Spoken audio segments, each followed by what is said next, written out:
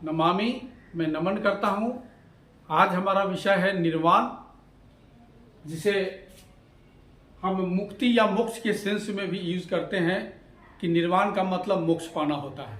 लेकिन हम देखते हैं कि निर्वाण का एक्चुअल मीनिंग क्या होता है, पाली साहित्य से देखते हैं तो निर्वाण को पाली भाषा में निब्बाण बोला जाता है। निब्बाण, निब्बाण को जब हम विच्छेद करेंगे तो एक शब्द आता है नी और दूसरा शब्द आता है बाण। नी का मतलब होता है निरोध, निरोध का मतलब हुआ जो समाप्त हो जाए, जो नष्ट हो जाए, वैसा नष्ट होना, वैसा समाप्त होना जो फिर से उत्पन्न नहीं हो, उसके लिए निरोध शब्द यूज होता है।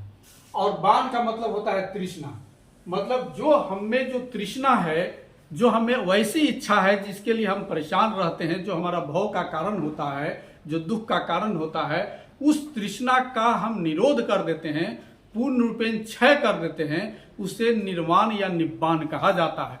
कहने का मतलब निब्बाण पाने का मतलब हुआ अरहत बनना या खिनासव होना, छिनासव होना या सम्यक संबुद्ध होना को भी निर्वाण कहा जाता है, अभिसंबोधि कहा जाता है।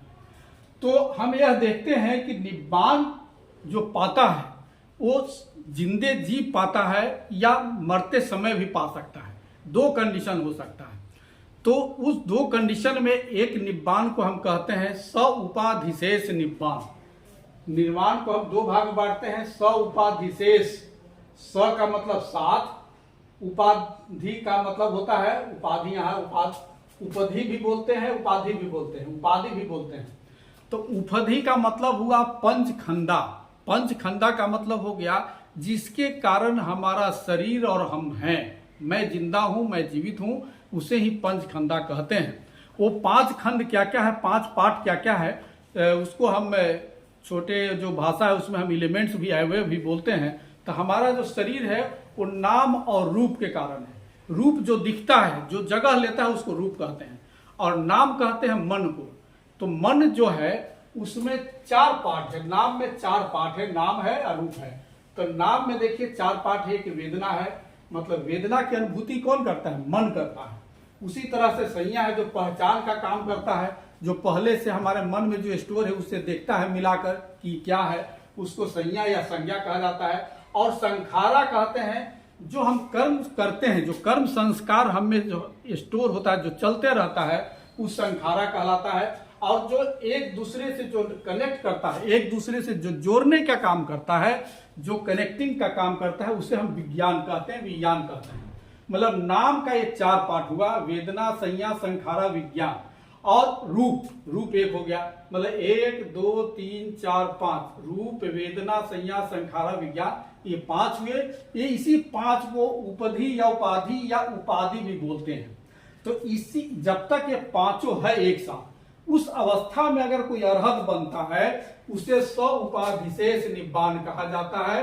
कहने का मतलब वो जिंदा है, जब तक वो जीवित है तब तक वो कहलाएगा स उपाधिशेष निब्बाण। और अनुपाधिशेष निब्बाण का मतलब हो गया कि अब उसके पास उपधि नहीं रहा, मतलब ये पांचों बिखर गए हैं, अलग अलग हो गए हैं। तो इसका मतलब हो गया कि अनुपाधिशेष निब्बाण वो प्राप्त कर गया। वैसी अवस्था में वो कोई भी सुख दुख का अनुभव नहीं करेगा, मतलब वो मृत हो गया, मर गया, उस समय को यूज होता है, कोई अनुभव नहीं करेगा, शांत हो गए ये पांचों खंडा। लेकिन जब स उपाधिशेष निब्बाण देखते हैं उसमें सुख दुख का वो अनुभव करता रहेगा, मतलब वो प्राणी जिंदा है, वो मनुष्य जिंदा है और सुख दुख का अनुभव कर रहा है। अनुपाधिशेष निब्बाण को हम दूसरे शब्दों में कह सकते हैं परिनिब्बाण। परिनिब्बाण कहने का मतलब हो गया कि वो निर्वाण पहले प्राप्त कर चुका है और अब वह निर्वाण जो है पूर्ण हुआ, परिधि तक हुआ, अंतिम अवस्था तक हुआ, इसीलिए वो परिनिब्बाण कहते हैं। मतलब उसको अब कोई सुख दुख का कोई अनुभव नहीं होगा, लौकिक सुख दुख से मुक्त हो गया, जन्म मरण से मुक्त हो गया, उसके लिए यह आया परिनिब्बाण शब्द।